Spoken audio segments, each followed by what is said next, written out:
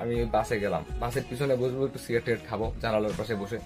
আমি এখানে যাবো না, তুই যা, ভাবিকে নিয়ে যা, আর আমি বাসায় গিয়ে নেমে তোর সাথে কথা বলতেছি।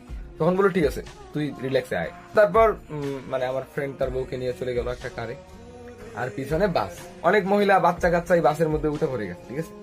তো তারপর কি করলাম, আমি একদম পিছনে গিয়ে বসলাম। তো বাসটা যখন ছেড়ে দিবে তখন আবার একজন বাইরে থেকে চিল্লাই বলতেছে, বাসটা দাঁড়ান দাঁড়ান দাঁড়ান, একজন আছে।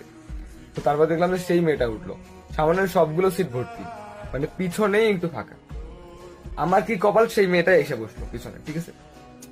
মানে আমি সহ্য করতে পারতেছি না, আমি জানালার সাইডে বসলাম। তো দেখলাম যে আরো কয়েকজন এসে বসলো, আর ওই মেয়েটা উঠে আমাদের দিকে চেপে বসলো, মানে একদম আমার সঙ্গেই বসলো। আমার তো মাথা ঘুরতেছে, কি রে, আমি সিগারেট টিগারেট লাগাবো আর এই মেয়েটা আমার পাশে, মানে আমার আমার জাস্ট সহ্য হইতেছে না। তো তখন দেখলাম যে মেয়েটা চুপচাপ বসে আছে। আমি ভাবলাম যে হয়তো বা টের পাবে না, আমি একটু জানালার বাইরে সিগারেটটা লাগাই। তো যখন সিগারেট লাগাবো, তো তখন ম্যাচটা খুঁজতেছিলাম, হ্যাঁ।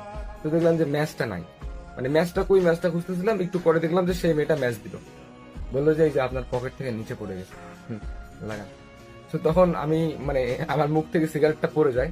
এরপর আমি বললাম যে আরে আমি আমি লাগাইতাম না, আরে এই হাতের মধ্যে ফোন তো, তাই সিগারেটটা কই রাখবো, ভেঙে যাবে পকেটে রাখলে, তাই মুখের মধ্যে ধরে আছি, আমি আসলে লাগাইতাম না, আমি সব জায়গায় সিগারেট খাই না। তো তখন বললে হ্যাঁ আপনি খুব সাধু বান্দা, আপনি লাগান, সমস্যা নেই, কেউ দেখলে আমি যখন এখানে বসে থাকবো তখন কেউ সন্দেহ করবেন আপনাকে, আপনি খেতে পারেন। তো তারপরে আমি কেন যেন সিগারেটটা লাগালাম। এরপর বললাম যে আপনাকে দেখে তো মনে হয় খুব ঝগড়ি, কিন্তু আপনি তো ভালো দেখতেছি, সিগারেটটা লাগাইতে দিলেন। মানে তখন বললো যে না, এখন ছাড় দিছি জন্য আমার আমার সামনে না ভুলেও পড়বেন না, তাহলে অবস্থা খারাপ করে দিব। আমি বললাম আচ্ছা আপনি এমন কেন, আচ্ছা আপনি কোন ক্লাসে পড়েন, আর এতদিনে আপনার নামটাও শুনে নেই, আপনার নামটা কি? হ্যাঁ, তখন সে বললো আমার নাম মাইশা, আমার বাসা চাঁদপুরে, আর আমি ইন্টার সেকেন্ড ইয়ারে আছি। আপনি? এরপর আমি আমার পরিচয়টাও দিলাম। তো তারপরে বললাম আচ্ছা আপনি একটা কথা বলবেন, মানে এই যে কাহিনীগুলো হলো এই 2 দিনে, তা আপনি বারবার আমাকে টেরা কথা বলছেন কেন বলেন তো? তখন বললো কেন জানি না, আপনাকে দেখে আমার সহ্য হয় না। মানে ওখানে আবার আমাদের ঝগড়া লেগে যায়, ঠিক আছে। আবার বাসের লোকেরা বলে "এই, তোমরা ঝগড়া করতেছো কেন?" মানে এইরকম একটা অবস্থা, মানে একটু ভালো আবার একটুতেই শেষ, মানে মাথা একদম খারাপ হয়ে যায় ওই মেয়েটাকে দেখলে, জানেন। তো যাই হোক, তারপরে আবার ফ্রেন্ডের বাসায় আসলাম, একদিন থাকলাম।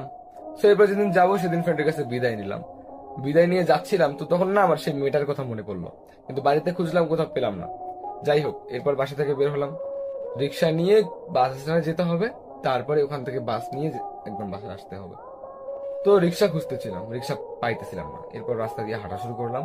তো কিছু দূর যেতেই দেখতে পেলাম মানে একটা মুদিখানার দোকান থেকে সেই মেয়েটা চকলেট নিচ্ছে। তো তখন আমি মানে বুঝতে পারলাম যে হয়তো বা দোকানে আসার জন্য বাসায় খুঁজলাম, পেলাম না। তো আমি